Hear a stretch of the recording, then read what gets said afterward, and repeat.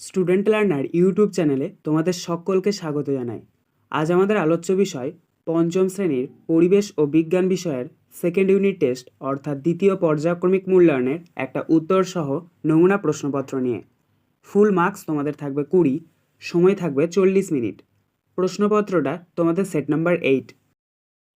সরাসরি স্ক্রিনে তোমরা উত্তর সহ নমুনা প্রশ্নপত্রটা দেখতে পাচ্ছ।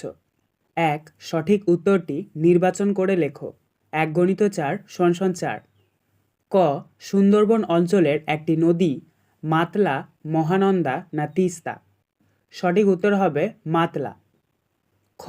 মাস্টারদা নামে পরিচিত ছিলেন ভগৎ সিং, সূর্য সেন না বাঘা যতীন? সঠিক উত্তর হবে সূর্য সেন। গ. আবুল কালাম আজাদ ছিলেন ভারতের প্রধানমন্ত্রী, শিক্ষামন্ত্রী না অর্থমন্ত্রী? সঠিক উত্তর হবে শিক্ষামন্ত্রী। ঘ. পশ্চিমবঙ্গের চা চাষের জেলা মালদহ, দার্জিলিং না উত্তর 24 পরগনা? সঠিক উত্তর হবে দার্জিলিং। 2. শূন্যস্থান পূরণ করো। যে কোনো তিনটি। 1 × 3 = 3। ক. বারুইপুর ড্যাশ জেলায় অবস্থিত? এখানে শূন্যস্থানে বসবে দক্ষিণ 24 পরগনা। খ. দার্জিলিংয়ে ড্যাশ পর্বতশ্রেণী? এখানে শূন্যস্থানে বসবে কাঞ্চনজঙ্ঘা। গ. একটি আঁশবিহীন মাছ হলো ড্যাশ? এখানে শূন্যস্থানে বসবে মাগুর। ঘ. শিক্ষক দিবস পালিত হয় ড্যাশ জন্মদিনে? এখানে শূন্যস্থানে বসবে জওহরলাল নেহেরু। 3. ডান দিকের সাথে বাম দিকের মিল করে লেখো। 1 × 5 = 5। দেখো এখানে তোমাদেরকে বাম দিকের সাথে ডান দিক মেলাতে হবে। তো প্রথমে কি রয়েছে দেখে নাও। ক. ধান কাটার যন্ত্র, এটা মিলবে ডান দিকের হারভেস্টারের সাথে। খ. ডোডো পাখি, এটা মিলবে ডান দিকের লুপ্তপ্রায়ের সাথে।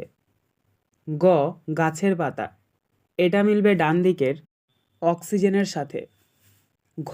তুঁত গাছ, এটা মিলবে ডান দিকের রেশম কীট পালনের সাথে। ইঙ. ছৌ নাচ, এটা মিলবে ডান দিকের পুরুলিয়া জেলার সাথে। 4. সংক্ষিপ্ত উত্তর দাও। 2 × 4 = 8। ক. লুপ্তপ্রায় মাছ বলতে কী বোঝো?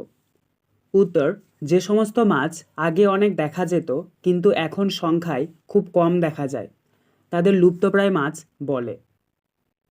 খ. সুন্দরবন অঞ্চলে কী কী জন্তু জানোয়ার দেখা যায়? উত্তর: রয়্যাল বেঙ্গল টাইগার ছাড়াও নানান ধরনের পাখি, চিত্রা হরিণ, কুমির ও সাপসহ অসংখ্য প্রজাতির প্রাণীর আবাসস্থল হিসেবে পরিচিত।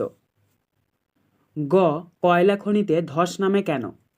উত্তর: কয়লা খনিতে কয়লা তুলে নেওয়ার পর জায়গাটা ফাঁকা থাকে, এর ওপরে থাকে মাটি, ঘরবাড়ি, গাছপালা, তাই এসবের চাপের ফলে ধস নামতে পারে। ঘ. অপ্রচলিত শক্তি কাকে বলে? 2টি অপ্রচলিত শক্তির উদাহরণ দাও। উত্তর: যেসব শক্তির উৎস বর্তমানে কম ব্যবহৃত হয় সেগুলিকে অচিরাচরিত বা অপ্রচলিত শক্তির উৎস বলে, আর এই সমস্ত শক্তির উৎস থেকে যে বিদ্যুৎ উৎপাদন করা হয় তাকে অপ্রচলিত বা অচিরাচরিত শক্তি বলে। 2টি অপ্রচলিত শক্তির উদাহরণ হলো সৌরশক্তি ও বায়ু শক্তি। আজকের আলোচনা পর্বটি এখানেই শেষ হলো। আশা করি ভিডিওটি তোমাদের ভালো লেগেছে। যদি ভালো লাগে একটা করে লাইক করে দিও। সবশেষে তোমাদের কাছে একটাই অনুরোধ, যারা এখনও পর্যন্ত আমাদের চ্যানেলটিকে সাবস্ক্রাইব করে উঠতে পারোনি তারা চ্যানেলটিকে সাবস্ক্রাইব করে পাশে থাকা নোটিফিকেশন বেলকে অল প্রেস করে নিও এই ধরনের নতুন নতুন ভিডিও পাওয়ার জন্য। ধন্যবাদ।